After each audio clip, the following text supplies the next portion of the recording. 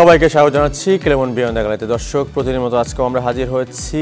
আমরা আলোচনা করব বাংলাদেশের ফুটবল নিয়ে। আপনারা জানেন যে গতকালকে বিশ্বকাপ বাছাইয়ের যে ম্যাচ ছিল সিঙ্গাপুরের বিপক্ষে বাংলাদেশের, সেই জায়গায় কিন্তু বাংলাদেশ 2-1 গোলে হেরে গেছে এবং এতে করে কিন্তু বাংলাদেশের যে গ্রুপ, সেই গ্রুপে 3 নম্বরে রয়েছে এবং একই গ্রুপে যদি বলি সিঙ্গাপুর এবং হংকং, তারা কিন্তু 4 পয়েন্ট নিয়ে শীর্ষ অবস্থানে।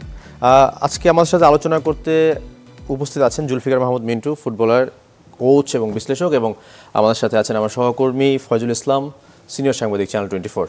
আপনাদের দুজনকে স্বাগত জানাচ্ছি। আর দর্শক, চাইলে আপনারাও আমাদের সাথে যুক্ত হতে পারেন। স্ক্রিনে দেখার নম্বরে আপনাদের মতামত বা প্রশ্ন থাকলে আমাদের সাথে শেয়ার করতে পারেন। শুরুতেই জুলফিকার ভাই, গতকালকের ম্যাচ নিয়ে একটু আসি। যে প্রত্যাশা ছিল আসলে জনগণের বলেন, ভক্ত হিসেবে, কোচ, যারা সবাই, এই প্রত্যাশার প্রতিফলন কি ঘটেছে কিনা এই ম্যাচ দিয়ে? সত্যি কথা বলতে, যেটা এক্সপেকটেশন অনুযায়ী তো রেজাল্টটা আসলে সেরকম হয়নি। এবং আমাদের এখানে যেটা হয় অ্যাকচুয়ালি, আমরা কখনো কখনো প্রত্যাশাটা অনেক বেশি করে ফেলি এবং কখনো কখনো আমরা আসলে রিয়ালিজম বা রিয়ালিস্টিক ওয়েতে চিন্তা করি না অ্যাকচুয়ালি। কখনো কখনো কোনো কোনো জিনিস আমরা অ্যাকচুয়ালি আনরিয়ালিস্টিক ওয়েতে ভাবি, যে আমাদের এক্সপেকটেশন অনুযায়ী আমাদের যে রিসোর্স, সেটা ইউটিলাইজ করে আসলে আমরা আমাদের এক্সপেক্টেড রেজাল্টটা পাবো কি না, সেটা কিন্তু অ্যাকচুয়ালি আমরা কনসিডারেশনে রাখি না, টু বি অনেস্টলি।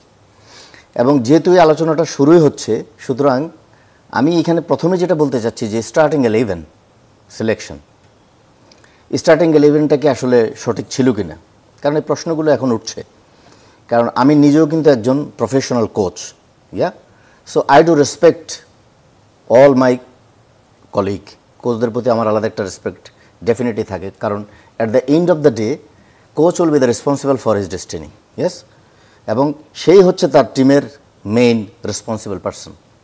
এখানে অন্য কেউ কিন্তু ইন্টারফেয়ার করে না, তাকে ডিসাইড করতে হয় কে খেলবে, কখন সাবস্টিটিউশন হবে, এগুলি টোটালি তার এখতিয়ারের মধ্যে, তার জুরিসডিকশন। ওকে, সো যখনই রেজাল্ট এক্সপেক্টেড হবে না, তখন অ্যাকচুয়ালি এই ক্রিটিসিজমটা আপনাকে সহ্য করতে হবে, এটা আমাদেরকে সহ্য করতে হয়। এবং ডেফিনেটলি যখন আপনি ন্যাশনাল টিমের কোচ হবেন, স্বাভাবিকভাবেই পুরা নেশন তখন এটার সঙ্গে কিন্তু অ্যাক্ট এবং রিঅ্যাক্ট করবে। এখন আসা যাক কালকের ম্যাচ, কিন্তু তার আগের ম্যাচের প্রস্তুতিমূলক যে ম্যাচটা সিঙ্গাপুরের সঙ্গে আমরা খেললাম, এটা কতটুকু লজিক্যাল ছিল অ্যাকচুয়ালি? এটা কি আদৌ যুক্তিযুক্ত ছিল? কারণ আপনি খেলবেন সিঙ্গাপুরের সঙ্গে, তাহলে সিঙ্গাপুর যেই স্টাইল অফ প্লেতে খেলে, সেই রকম সিমিলারিটি থাকে যেন, সেরকম একটা টিমকে আপনার চুজ করা উচিত ছিল অ্যাকচুয়ালি মানুষ প্রস্তুতিমূলক ম্যাচটা খেলে সেজন্যই যে আমার একটা গেম প্ল্যান রয়েছে, যে সিঙ্গাপুর হয়তো এভাবে প্লে আউট করে তারা আসলে কনসলিডেশন ফেজ থেকে ইনসিশন ফেজে বল প্রোগ্রেস করার চেষ্টা করে। সো আমি হয়তো চাইবো সিঙ্গাপুরের বিল্ড আপটা বন্ধ করার জন্য, এবং আমি হয়তো চাইবো সিঙ্গাপুরকে ডিকটেট করার জন্য যে তোমরা ওইখান থেকে প্লে আউট না করে লম্বা অথবা ডিরেক্ট খেলো, এবং তখন আমরা হয়তো চেষ্টা করব first and second ball win করার, এবং after gaining position now the job will begin, আমরা আমাদের বিল্ড আপ করাটা শুরু করব। এটা হচ্ছে একটা strategy, how will play against Singapore. তাহলে আমি যেই দলের সঙ্গে প্রস্তুতিমূলক ম্যাচ খেলবো, সেই দলের সঙ্গে আমার গেম প্ল্যান এবং স্ট্র্যাটেজিটা আমি ইম্পোজ করার চেষ্টা করব, যে আমার প্লেয়াররা কতটুকু ট্যাকটিক্যালি অ্যাডাপ্ট করতে পারছে অ্যাকচুয়ালি। কারণ এটার ফাইনাল ডেলিভারিটা হবে 10ই জুন। সেই জায়গায় আমরা যদি দেখি যে সোহেল রানা ওই ম্যাচে গোল করেছেন, জামাল খেলেছেন, কিন্তু এই ম্যাচে এসে কিন্তু তাদের কোনো সুযোগ হয়নি। এক্স্যাক্টলি। তাহলে আপনি ওই ম্যাচে যে স্টার্টিং 11 দিয়েছিলেন, অ্যাকসেপ্ট শামিত সোম, যেহেতু সে ম্যাচ ডেতে সকালে এসেছে, ন্যাচারালি সে ওই দিন স্টার্টিং 11-এ থাকার বা স্কোয়াডে থাকার সুযোগই নেই। সো ওই ম্যাচের স্টার্টিং 11 আপনার এই ম্যাচের সঙ্গে আসলে কি কতটুকু সামঞ্জস্যপূর্ণ ছিল? ইভেনচুয়ালি আমি যদি দেখি যে একটু পিছনে ফিরে তাকাই, মালদ্বীপের সঙ্গে আমরা 2টা ফিফা ফ্রেন্ডলি ম্যাচ খেলেছিলাম কিংস অ্যারিনাতে, ক্যান ইউ রিমেম্বার? আমরা ফার্স্ট ম্যাচটা হেরেছিলাম সম্ভবত, একটা হেরেছি, একটা জিতেছি, ইয়েস। তাহলে সেই ম্যাচে স্টার্টিং 11-এ আমরা তখন বলেছিলাম আমাদের টিপিক্যাল নাম্বার 9 পজিশনে কোনো প্লেয়ার নাই, আমরা 4-4-2 ডায়মন্ড মিডফিল্ডে খেলেছিলাম। Okay, if I am not wrong. এবং সেই ডায়মন্ড মিডফিল্ডের একটা উইং মিডফিল্ডে খেলিয়েছিলাম আমরা কাজেম শাহ কিরবানিকে, ইয়েস। সে কিন্তু আসলে প্রপারলি ফাংশন করতে পারেনি। সেকেন্ড হাফে তাকে বসিয়ে আমরা মুজিবুর রহমান জনিকে নামিয়েছিলাম এবং এটা ক্লিক করেছিল। তারপরে আমরা আবার গত ভুটানের সঙ্গে এই ফ্রেন্ডলি ম্যাচে সেখানে আবার কাদেম শাহ কিরমানিকে সেই পজিশনে আমরা খেলিয়েছি। এখন আমাদের ফরমেশন কিছুটা চেঞ্জ হয়েছে, যে কাদেম শাহ কিরমানিকে আমরা রাইট উইং মিডফিল্ডার হিসেবে খেলিয়েছি, রাকিবকে নাম্বার 9 পজিশনে, ফাহমেদুল লেফট সাইডে স্টার্ট করেছে। তাহলে কাদেম শাহ কিরমানি কি, এতদিন আমি বুঝলাম না বিং এ কোচ, যে is he capable to play on the right flank area, does he have that quality or attributes to play in that flank area, আছে সেগুলি, ইয়েস অর নো? এটা হচ্ছে আমার প্রশ্ন জানার। ওকে ফাইন, কালকের ম্যাচও আপনি তাকে সেখানে দিলেন, yes, why? This is my question and I just want to know this things. আমাদের ফেডারেশন অ্যাকচুয়ালি এই সমস্ত জিনিসগুলো কি বিবেচনার ভিতরে রাখছেন কিনা তারা? কালকের ম্যাচে যদি আমরা আলোচনায় আসি, starting 11 again Qazem Shah Kirmani, yes, Shamit Shome আসলো, হৃদয় এবং হচ্ছে হামজা চৌধুরী। ওকে, তাহলে এখান থেকে বলটা প্রোগ্রেস করবে কে? সেন্ট্রাল মিডফিল্ড থেকে বলটা কে প্রোগ্রেস করবে? Either Hridoy or Hamza. Definitely Hamza had that quality and he knows how to handle this type of situation. তাহলে লিঙ্ক আপ প্লেয়ারটা হচ্ছে এখানে Shamit Shome, he is the link player in attacking play. Main খেলাটা খেলবে হচ্ছে হৃদয় এবং Hamza to give forward pass to the Shamit Shom, and then Shamit, he will do his job to give the feed to the right wide midfielder or left wide midfielder or the center forward. এখন আপনি বলছেন যে আপনার number 9 নেই। ওকে, 2023 সালের আপনি যদি সাফের কথা মনে করি, তখন এলিটা কিংসলিকে বাদ দেওয়া হয়েছিল, বলেছিল যে এলিটার চেয়ে বেটার নাম্বার 9 প্লেয়ার বাংলাদেশ দলে রয়েছে, সুমন রেজার কথাই বলা হয়েছিল। কিন্তু তারপরে সুমন রেজা কতগুলো ম্যাচ অ্যাকচুয়ালি খেলেছিল? আমরা কি সুমন রেজাকে ইউজ করেছি প্রপারলি? ইউজ করিনি। তাহলে ওনার কথার সঙ্গে তো কাজের আমি কোনো মিল দেখছি না। এবং ইভেনচুয়ালি কালকে যেটা আমি totally surprised actually, okay all on a sudden আমরা কনসিড করেছি গোল, এগুলি নিয়ে আলোচনা আরও আসবো যে কেন কীভাবে আমরা গোলগুলো কনসিড করেছি।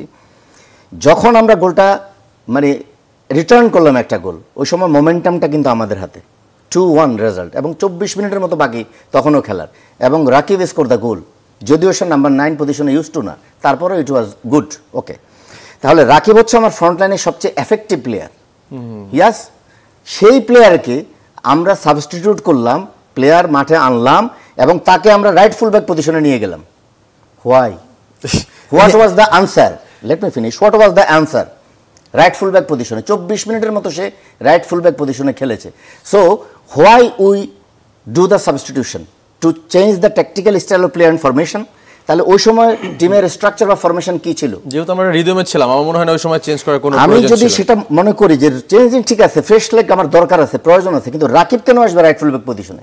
যদি আমি আমার ফরমেশন চেঞ্জ করি with my system of play, যদি 3-5-2 হয়, যে আমি 3 সেন্ট্রাল ব্যাকে গেলাম, আমি ধরে নিলাম তপু বর্মন, তারেক কাজী এবং হচ্ছে সাদউদ্দিন, তাহলে রাইট ওয়াইড মিডফিল্ডার হিসেবে রাকিব, লেফট ওয়াইড মিডফিল্ডার হিসেবে হচ্ছে ফাহিম, তাহলে সেন্ট্রালি হয়তো শাহরিয়ার ইমন অথবা আলামিন এখানে থাকবে। কিন্তু আমি তো সেটাও দেখিনি, এটাও দৃশ্যমান হয়নি। তাহলে যে আমরা সাবস্টিটিউশনগুলো কেন করলাম, এটা থেকে আমরা অ্যাকচুয়ালি কি ডিজায়ার করতে চাইছিলাম, আমি সেটাও actually I don't have any answer. Mintu ভাই, আমরা আরো আলোচনা করব। আমাদের সাথে ফয়জুল ভাই রয়েছে, ফয়জুল ইসলাম। ফয়জুল ইসলাম, আপনি অনেক দিন ধরে ফুটবল আঙিনায় রয়েছেন এবং এই যে ফুটবল আমরা বর্তমান সময়ে মানে ফুটবল যে ব্র্যান্ডিংটা তৈরি করার যে ইচ্ছা, এই যে এই ম্যাচের পর বা আমি যদি ফুটবলের বাইরের কথাও বলি, সবকিছু ম্যানেজমেন্ট সবকিছু, এই ব্র্যান্ডিংটা কি থাকবে ভবিষ্যতে? ব্র্যান্ডিং বা উন্নত স্পেসিফিক উন্মাদনার কথা হয়তো বলছেন, নিঃসন্দেহে থাকবে। কারণ মানুষ দেখুন, এখন তো সোশ্যাল মিডিয়া অনেক প্রতিক্রিয়া জানা যায়। ম্যাচটা হারের পর কিন্তু মানুষ, মিন্টু ভাই যেটা বলছিলেন যে অনেক স্টাইল অফ প্লে বা বিভিন্ন স্ট্র্যাটেজি নিয়ে আলোচনা সমালোচনা করছেন, কিন্তু টিমকে বা প্লেয়ারদেরকে কিন্তু মানে সাধারণত অন্যান্য টিমের ক্ষেত্রে যেটা দেখি, ক্রিকেট বা একটু কটু কথা বলা বা কিছু এ ধরনের কিছু কিন্তু এখন পর্যন্ত চোখে পড়েনি। তো সবাই এখনও মনের মধ্যে ফুটবল নিয়ে নতুন করে যে ভালোবাসাটা আরও বৃদ্ধি পেয়েছে আমরা দেখতে পাচ্ছি, সেটা কিন্তু এখনও আছে। এবং একটা ম্যাচের আসলে প্রত্যাশা ছিল বিভিন্ন কারণে, যেটা বলছিলেন, বা আমরা দেখেছি যে কিছু স্টাইল অফ প্লে বা বিভিন্ন কিছু হয়তো বা কৌশলগত কারণে আমাদের শেষ পর্যন্ত মিনিমাম ড্রটাও হয়তো করা হয়ে ওঠে নাই। কিন্তু মানে রেজাল্টের প্রত্যাশা তো থাকবেই, কিন্তু বাংলাদেশের ফুটবলের প্রতি মানুষের যে ভালোবাসাটা ছিল, আমার মনে হয় নেক্সট উইন্ডোতে অক্টোবরে খেলা হওয়ার কথা আছে হংকংয়ের সঙ্গে, তার আগে সেপ্টেম্বরে হয়তো প্রীতি ম্যাচও খেলতে পারে, উইন্ডো রয়েছে। তো আমার মনে হয় যে এই উন্মাদনাটা যে দেখেছি আমরা, উন্মাদনাটা অব্যাহত থাকবে আমার বিশ্বাস। আমরা কোচের কথা বলা হচ্ছিল বারবার, আসলে বাংলাদেশের কোচের যে আসলে মূল মানে সফলতাটা কোথায় আপনার কাছে কি মনে হয়? এখনো কোনো সফলতা ধরা দিয়েছে কিনা যে হাবিয়ার কাবরেরার?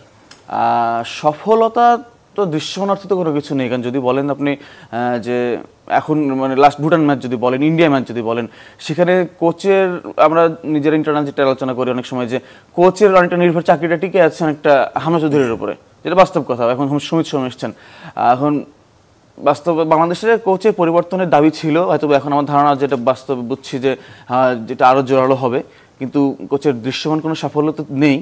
এখন ভালো ভালো প্লেয়াররা আসার কারণে দেশের খেলার মানটা কিছুটা বেড়েছে, এটা সবাই দেখছেন, এবং এই জন্য ফুটবলের এত আলোচনা, এবং তাদেরকে প্রপার ইউটিলাইজ করার এখন চ্যালেঞ্জটা কিন্তু এখন এইটাই এখন দেখার বিষয় যে আসলে আমার মনে কর্মকর্তা দেখতে হবে তাদের ইউটিলাইজ করার মতো অবস্থায় বেকাররা আছেন কিনা, হামজা, সুমিত সোম, ফাহমিদুল, সামনে যদি কিউ মিচেল আসেন।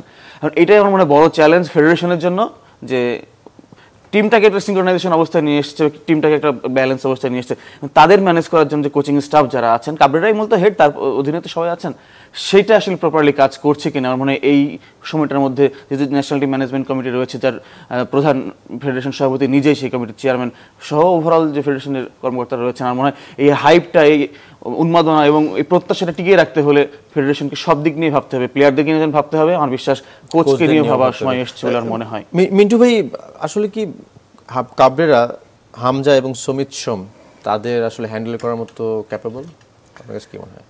আমি অ্যাকচুয়ালি এটা নিয়ে তেমন কোনো মন্তব্য আমি করতে চাচ্ছি না, ক্যাপেবল কি ক্যাপেবল না, কারণ এগুলি অনেক বিষয় আছে যেগুলো হচ্ছে দৃশ্যমান, যেমন আমি যেটা বললাম না, আমার কাছে মনে হয় যতটুকু যে আমরা মানে ড্রতেই সন্তুষ্ট থাকতে চাই, এরকম মানে যতটুকু দেখলাম গেল কয়েকটা ম্যাচ, মানে ড্র করলে আমরা অনেক কিছু পেয়ে গেছে, এরকম মনে হয়। একটা দলের রেজাল্ট অ্যাকচুয়ালি সেটা নির্ভর করে হচ্ছে দুইটা বিষয়ের উপরে, একটা হচ্ছে প্লেয়ার্স কোয়ালিটি, আর একটা হচ্ছে কোচের tactical genius, tactical understanding. Coach অনেক সময় খেলাকে প্রভাবিত করে, কোচ ডাজ ম্যাটার। আমি শুধু এটাই বলবো এখানে। এখন কালকের ম্যাচের আলোচনায় যদি আমি যেটা আপনাকে বললাম যে why do the substitution to change your tactical style of play and formation, what is the demand of the game right now, because being a coach you have to play according to the state and stage of the game. You are losing 2-0, all on a sudden you score one goal, tempo, you have the momentum right now. এবং এই মোমেন্টামটা ওই সময় নষ্ট করেছে বাংলাদেশ টিমের বেঞ্চে যারা বসে থাকে টেকনিক্যাল স্টাফস, সাবস্টিটিউশনের ক্ষেত্রে অনেকটা সময় নষ্ট করেছে, এবং দেখেছি হামজাও বিরক্ত হচ্ছিল। This is their mistakes, mistakes. এটা কিভাবে হয়? Is it possible? It is not possible. Yes? এবং টেম্পোটা, মোমেন্টামটা তখন নষ্ট হচ্ছিল খেলার, এবং তারপরে আপনি আপনার tactical style of player formation change করতে গিয়ে আপনি আপনার যে মেইন অস্ত্র রাকিব তাকে আপনি নিয়ে আসলেন রাইট ফুল ব্যাক পজিশনে, তাহলে বোঝা যাচ্ছে যে আপনার আন্ডারস্ট্যান্ডিং লেভেল কোন জায়গাতে রয়েছে। I don't want to disrespect him, yes, because I am also coach. Sometimes after match if we loose আমাদেরকে সমালোচনাগুলো শুনতে হয় এবং সেটা আমাদেরকে সহ্য করতে হয়। এখন federation they will decide what to do, what not to be do. This is their headache, because they have to analyze the game also. They have to evaluate the performance of the players as well as the technical staffs also. আপনার coaching স্টাফের মধ্যে কারা রয়েছে সেগুলো আপনাকে evaluate করতে হবে। Do they have that quality to run this national team? Yes or no? You have to decide. কারণ আপনার টেকনিক্যাল স্টাফের ভিতরে মিতুল মার্মা কালকে he played very well. He is playing continuously. He gave the service to the country also. I do respect him here. কালকে যেই তার মিস্টেকটা ছিল actually প্রথম গোলটা, সে যে অ্যান্টিসিপেশন তার রং ছিল, সে বলটার জন্য বেরিয়েছে কিন্তু সেটাকে প্রপারলি রিচ করতে পারে নাই এবং প্রপার হ্যান্ডেল করতে পারে নাই। ওকে, ফার্স্ট। সেকেন্ড হচ্ছে একটা লং রেঞ্জ শট, হামি শাহিন, ওকে, বক্সের বাইরে থেকে long range shot, powerful shot ছিল। এটা বেসিক কি জিনিস এটা গোলকিপারের, to handle this type of delivery or attempt. এটাকে সে গ্লান্স করবে, কোনো একটা পাশে গ্লান্স করবে অ্যাকচুয়ালি, সে করেছে কি স্ট্রেট টুয়ার্ডস দ্য ইকসান ফান্ডি ওর পায়ে। সো এই যে বেসিক জিনিস, আপনি বিদেশি কোচিং স্টাফ আনছেন এখানে, গোলকিপিং কোচও কিন্তু definitely foreign coach, if I am not wrong. তাহলে what is the outcome? Nayan ভাই ছিলেন, what is the outcome right now? What is the outcome? You have to evaluate this এবং you have to explain, you have to ask the explanation from them অবশ্যই immediate after the match. আমি এখানে একটা additional তথ্য দিতে চাই যদি সময় থাকে, সেটা হচ্ছে যে মিতুল মার্মা বর্তমানে দেশের সেরা গোলকিপার, এটা নিয়ে সন্দেহ নেই, কিন্তু এর মাঝে একটি ঘটনা ঘটে গেছে। মিতুল ক্যাম্পে থাকা অবস্থায় কিন্তু তার ভাই মারা গেছেন। সে মানসিকভাবে কিছু ডিস্টার্ব ছিল, অর্থাৎ তাকে খেলানোর সিদ্ধান্তটা ইটস ওকে ভালো ছিল, কিন্তু যখন দেখা যায় সে অনেক কিছু ডিসিশনের ক্ষেত্রে একটু গরমিল করে ফেলছে, কারণ তার মানসিক অবস্থার বিষয়টাও ছিল, প্লাস প্রেশার, ম্যাচের প্রেশারটাও ছিল। আমার মনে হয় যদি সাবস্টিটিউশনের সুযোগ ছিল, পরবর্তী গোলকিপার সুজন ছিল, তাকে হয়তো মানে সুযোগ দিতে পারত, সুযোগ দেওয়ার একটা অপশন দিলে আমরা আরো আলোচনা করব। আমাদের ছোট্ট একটা বিরতি নিতে হবে। দর্শক আমাদের সঙ্গেই থাকবেন, খেলমান বিয়ন্ড দ্য গ্যালারি নিচ্ছি ছোট্ট একটা বিরতি।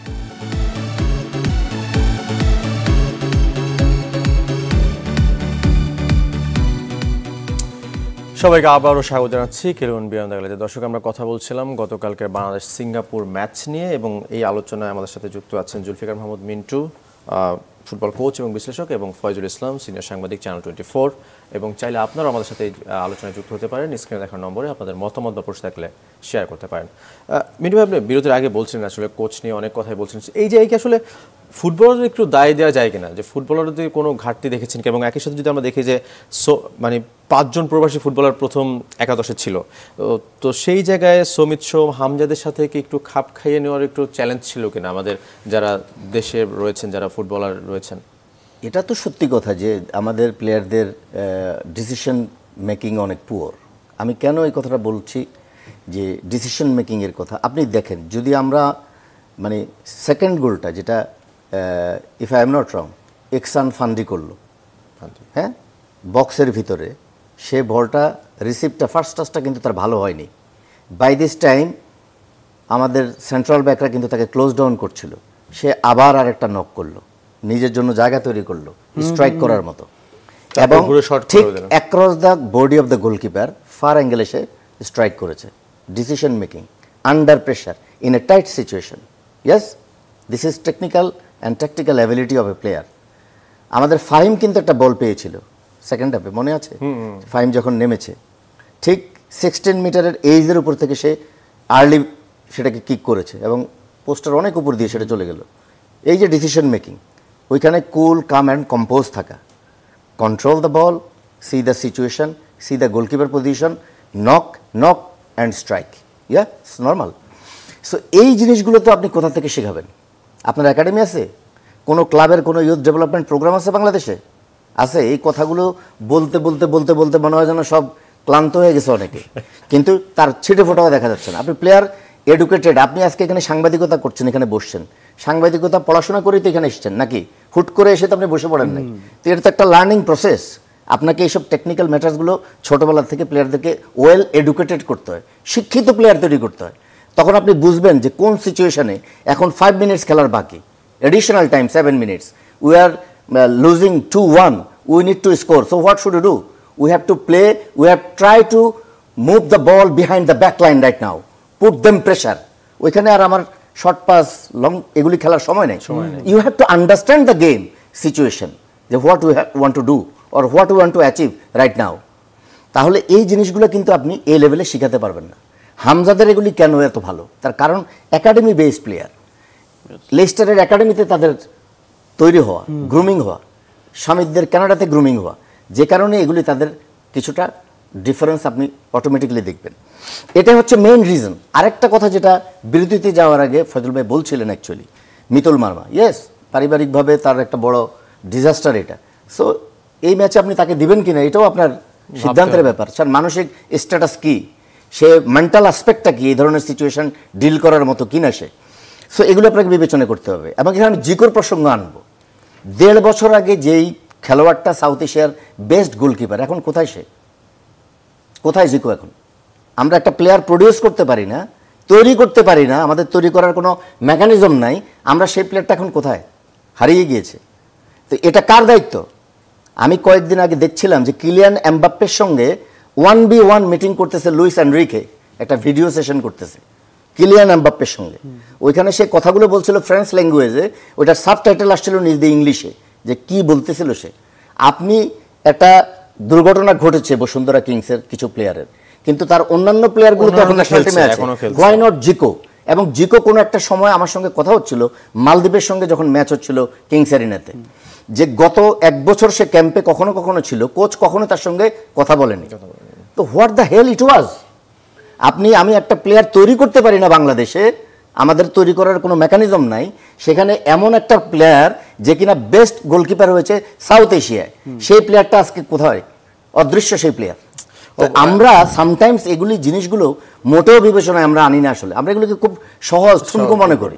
আমরা একবার শেষ সময় ফয়জুলের কাছে একটু জানতে চাবো যে ফয়জুল ইসলাম 47 বছর পর একটা সুযোগ আসলে এশিয়ান কাপ খেলার, যে সৌমিত হামজাদের হাত ধরে, এটা কি সম্ভব কিনা একবার ছোট্ট করে?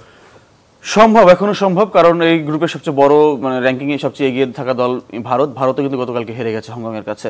সো এখনো যেহেতু 4টি ম্যাচ বাকি রয়েছে, অনেক কিছুই সম্ভব। তবে বাংলাদেশকে সেক্ষেত্রে বেশ বেশ বেশ অনেক ভালো খেলতে হবে আসলে, এবং সবচেয়ে বড় চ্যালেঞ্জ থাকবে যে মানে প্রতিটা ম্যাচ জিততে হবে এবং অন্যান্য সমীকরণ দিকে থাকতে হবে। কঠিন হলেও এখনো সম্ভাবনা শেষ হয়ে যায়নি। এবং মিন্টু ভাই যদি ছোট করে বলেন আপনি সম্ভাবনা দেখছেন কিনা? To be honestly it will be very very tough, কারণ আমি হংকংয়ের ম্যাচ দেখেছি, ভারতের সঙ্গে ম্যাচ দেখেছি, সিঙ্গাপুরের সঙ্গে ম্যাচ দেখেছি, এবং তাদের কোচ হচ্ছে খুব famous person Ashley Westwood, very nice coach, এবং Hong Kong much more physical team. তারপরও দেখি যে আমরা আসলে কতটুকু, আমরা একবার শেষ সময় অসংখ্য ধন্যবাদ আপনাদের দুইজনকে। আমরা দেখি যে আসলে আমরা শেষ পর্যন্ত কোথায় যে আসলে ঠেকি। দর্শক, শেষ করবো আজকে ক্লেমন বিয়ন্ড দ্য গ্যালারি।